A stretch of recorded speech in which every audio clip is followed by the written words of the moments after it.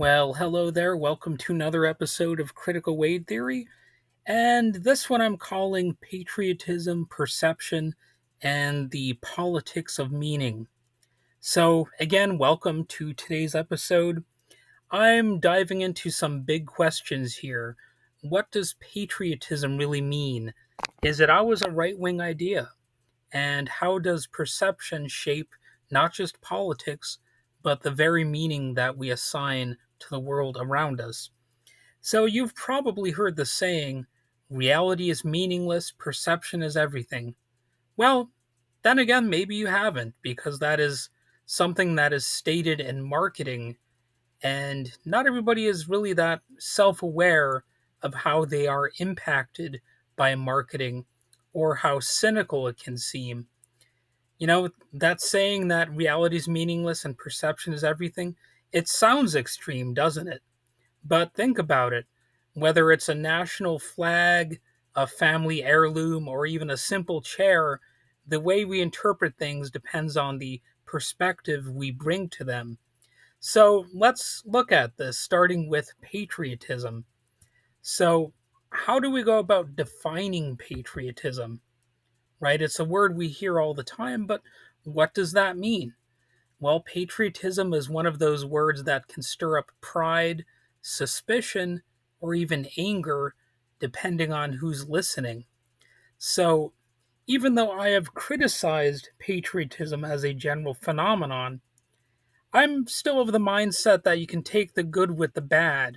There are some positive aspects of patriotism or pride in general, and I'm going to get into that.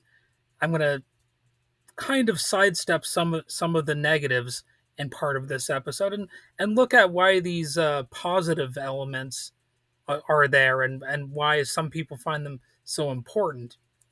At its core, to some people, patriotism isn't just blind loyalty or waving a flag. It's about connection, care, and responsibility to one's country. That love can take different forms. It can be emotional, pride in your history, culture, and shared values. See, that to me is one of the better aspects of it. It's like, even though I see some flaws in pride, I sometimes have a little bit of pride myself. For example, I'm from Michigan, and sometimes, even though I know it's a little bit irrational, I feel some pride in knowing that Michigan was a big state in music history, right? Detroit produced Motown, and of course, Eminem is from Detroit, so he alone is important in the world of rap. And of course, you've also got punk rockers like Iggy Pop and MC5, or proto punk rockers. Just looking at the history of music alone, that kind of is a potential source of pride in just how influential the state of Michigan is. And then, of course, there are local pride things that can be fine too, like just being somewhat proud to be where you are, I guess, and being able to see positive things about it. That can be a relatively healthy thing. And it can be practical, contributing to the nation's well being, whether through civic action, service, or just working to make society fairer. That seems fine. And it can be critical too, caring enough to acknowledge flaws and striving to improve them. That is another aspect of patriotism or pride. And in short, patriotism can be love in action. As corny as that might sound, it can be sort of a positive thing, but that's not how it is always used. Sometimes it's used to do things like attack immigrants, which is obviously very relevant to the current news cycle. And it can be used to basically demonize all kinds of different people, most typically people who actually don't have as much power as the average citizen. And usually, when the demonization happens, it's actually not against somebody who is powerful in society. And it might be, they might take somebody from a group that they don't like who actually did commit like a violent crime, but use that violent crime as supposed evidence that they're all like that. Or, of course, sometimes they just make up a crime and attribute it to a group, like the infamous Donald Trump saying during that debate that these immigrants in Ohio they're eating the cats and dogs. That stupid lie. That should have been disqualifying, but obviously it wasn't, and that's because you know it, it's it's it's a movement that is tied to irrational patriotic feelings and cult dynamics, group loyalty. And that leads to the question, is patriotism always right wing? The short answer, no. Right wing patriotism often emphasizes tradition or some variation of tradition, a claim of sovereignty, military strength, and cultural identity, however loosely defined. Left wing patriotism can look like civic pride, social solidarity, and a push to make the nation live up to its ideals of justice and equality. Centrists may focus on institutions, the rule of law, and unity, and things like that. In practice, the branding really gets messy. In the US, conservatives often claim patriotism as their turf. Flags, military support, love it or leave it.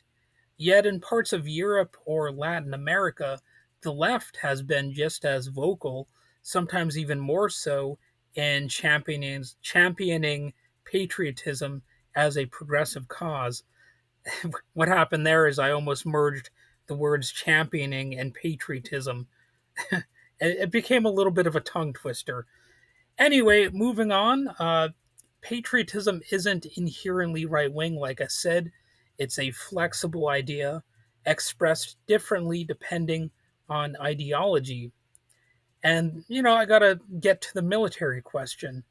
Another place where things get complicated once again. For many, patriotism is tied to military service. Some say if you haven't served, you can't call yourself a patriot. But the reality isn't so neat, especially for some of the same people making that same exaggerated claim. That if you're not somebody who's been in the military, you're not patriotic enough. And it kind of excludes a lot of people if you really think about it, because guess what? A lot of people have never been in the military. And you know what? Some people don't want to join the military. Are you really going to say to such a person that they shouldn't have any say in how society functions? Because I know I've had debates with some, I'll just call them silly billies out there, who were trying to claim that, oh, you can't talk about international political issues if you weren't in the military. And I it's a laughable claim, because in some ways I am more likely to lack bias if I haven't been in the military. I might actually have a more unbiased perspective because I'm somebody who's not necessarily directly engaged in an institution that may be attacking other countries. You know what I'm saying? So it's again a silly billy type of argument to say that you can't, you know, talk about issues unless you've served. And you also have another complicating factor. Donald Trump, he never served in the military either. He dodged the Vietnam draft, citing bone spurs, and yet he's positioned himself as a patriotic figure, even as a defender of the military. And we've all heard the multiple people who came forward saying that he called people in the military suckers and losers. Now, obviously, people in the MAGA cult, they're not going to believe that's true, but that was verified by numerous people. and that included people who were in his orbit. And his supporters don't seem to mind the lack of service or the allegations against him. And if you actually want to see Donald Trump smearing somebody for being a POW, all you have to do is look at how he reacted to John McCain.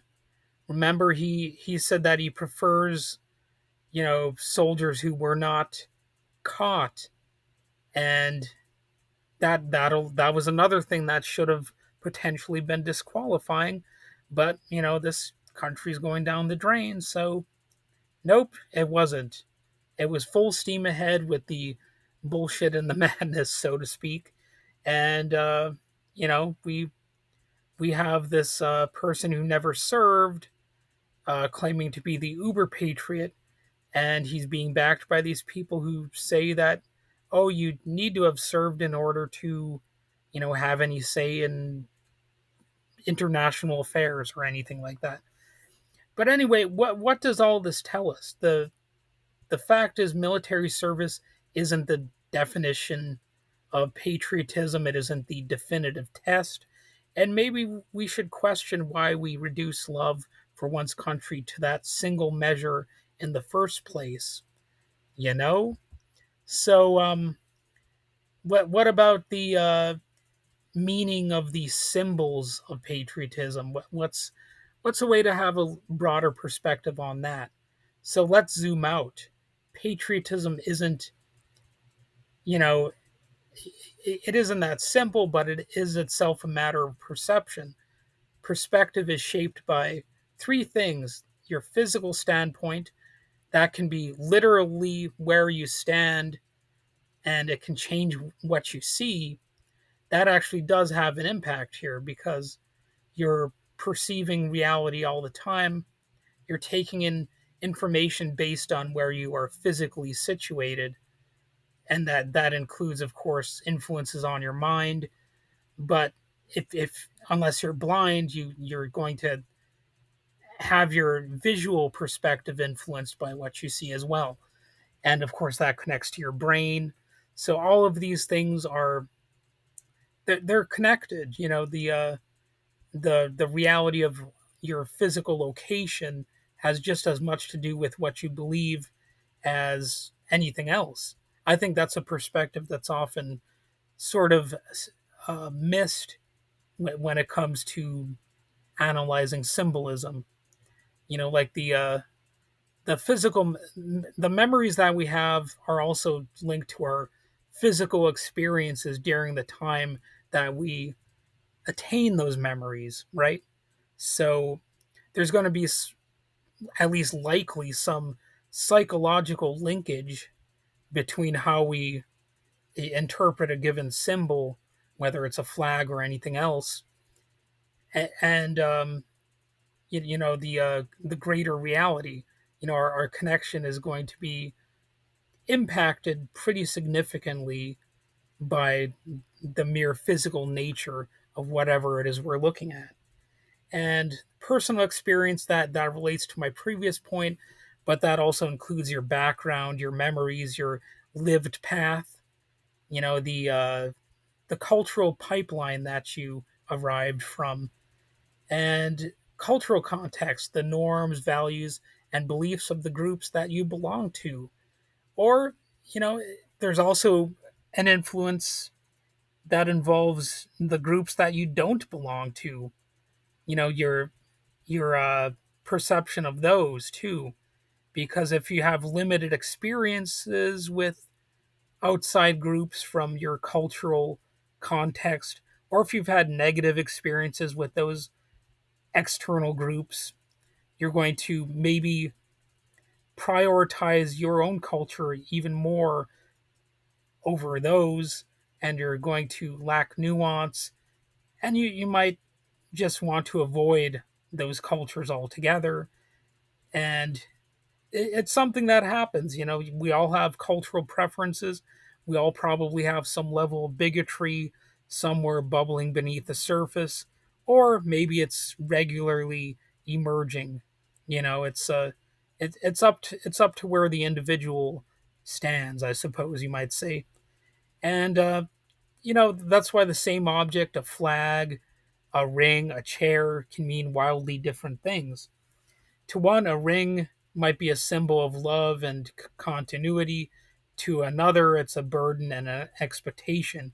You know, if it's like a if it's a diamond ring back back in the time where there was a lot of activism against blood diamonds, as they're called, well, there could have been a very negative perspective that you might have had, and that would shape your image perhaps of marriage as being a superficial thing potentially, right?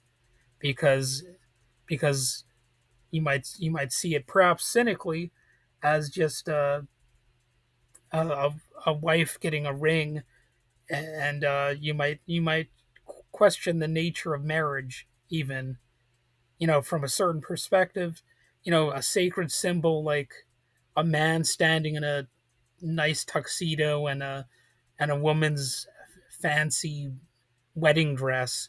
You might be like me and have almost a cynical view of those things as being like just weird cultural things, that really have nothing to do with love, at least most likely. Um, they're just a coincidence whether the couple actually loves each other or not. So, a lot of things really just depend on how we look at them, and a flag might inspire pride in one person and alienation in another. The object itself doesn't carry the meaning, we project meaning onto it. And that's something that, people should really be mindful of.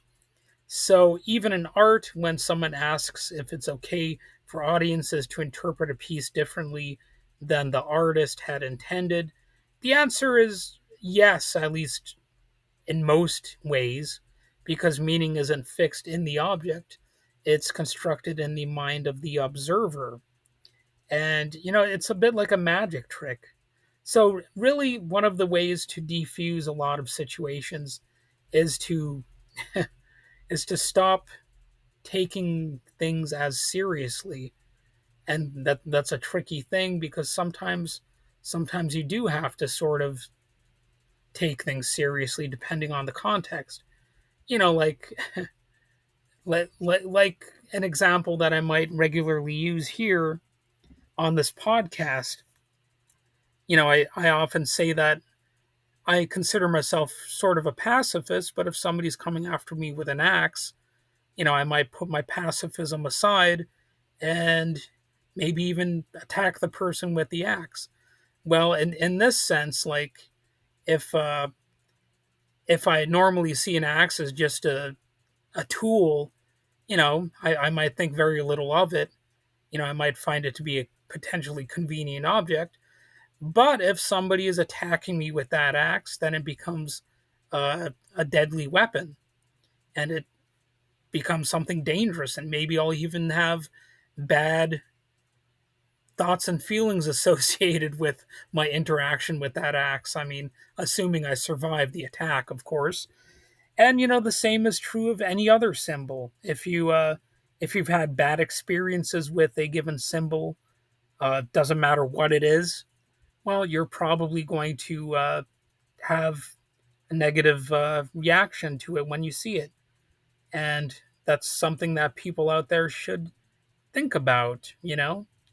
It doesn't mean you should never have any symbols out there. Of course, that's not quite what I'm saying.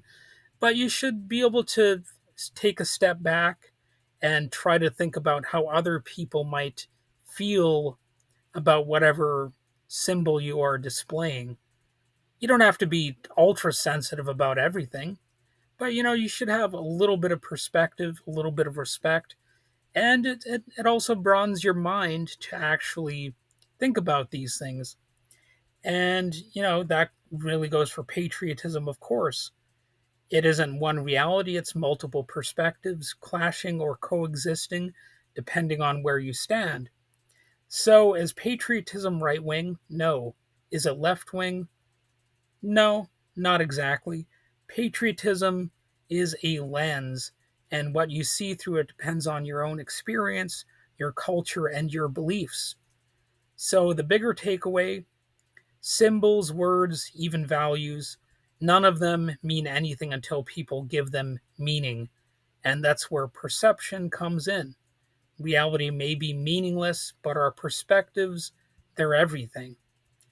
Well, thanks for listening. If you enjoyed this episode, don't forget to subscribe and share it, hit a like button, and, especially if you want to share it with someone who's ever argued about the real patriotism and what it means. What is patriotism? Like, I'm a real patriot. Well, you might want to give them a little bit of food for thought on that, because there, of course, is no single definition of patriotism, and anybody who's trying to tell you that there is, I mean, they're essentially lying, even if they're claiming that they're not, right? They might not be intentionally lying, but they're sort of lying in a way. So chances are their perception is just as valid as yours, especially to them, and it's just shaped by a different lens. So anyway, have a good day, and I'll talk to you later.